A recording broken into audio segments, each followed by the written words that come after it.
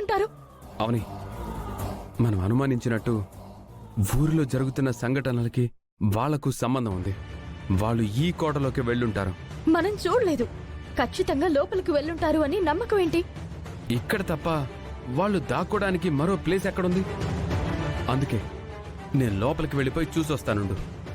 లోపల ఎవరున్నారో తెలుస్తుంది. వద్దు బావా. ఇంతకు ముందు నువ్వు నన్ను వెళ్ళొద్దు అని చెప్పి ఇప్పుడు నువ్వు వెళ్తానంటావేంటి? ఎంతకాలం ఇలా భయపడతామని వెళ్ళి చూసొస్తానుండు. బావా, మనం తొందరపడితే ఊరికి సమస్యలొస్తాయి. మనకు కనిపించిన మనుషుల్ని పట్టుకుంటేనే ఊర్లో ఏం జరుగుతుందో మనకి తెలుస్తుంది. అయితే ఇద్దరం వెళ్దాం పద. నువ్వెందుకు అవని?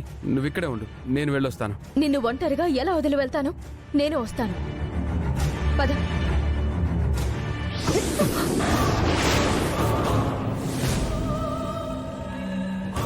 బావా, ఆ దుష్ట శక్తి తన దగ్గరకు మనం వెళ్లకుండా అడ్డుకుంటుంది. అవని, నేను మరోవైపు నుంచి వెళ్తాను.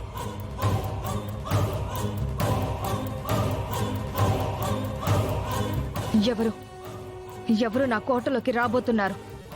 వాళ్ళకి గట్టిగా బుద్ధి చెప్పాలి.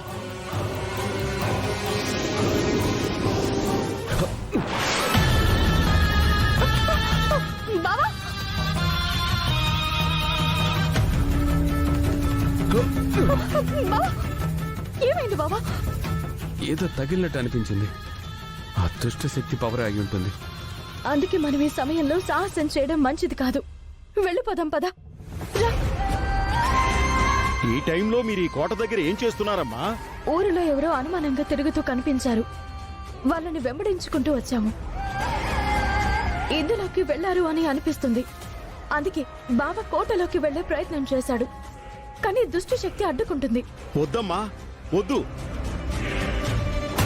ఇక్కడ మీరు సాహసం చేయకండి. మీ ప్రాణానికే ప్రమాదం. మీకే కాదమ్మా, ఊరికే ప్రమాదం. ఊరు కాలిపోతుంది. ఈ కోటకి సంబంధించిన కథ మొత్తం పూసగుచ్చినట్టు చెప్పాను కదా, అది మీరు మర్చిపోయారా ఏంటి? మనం ఏం చేసినా దైవ భక్తితోనే చెయ్యాలి. దైవ పూజలతోనే దుష్టశక్తిని తరిమి కొట్టాలి.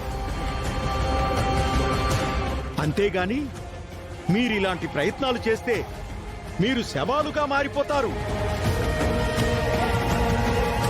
ఈ శవాల కోటకి దాహం ఎక్కువ.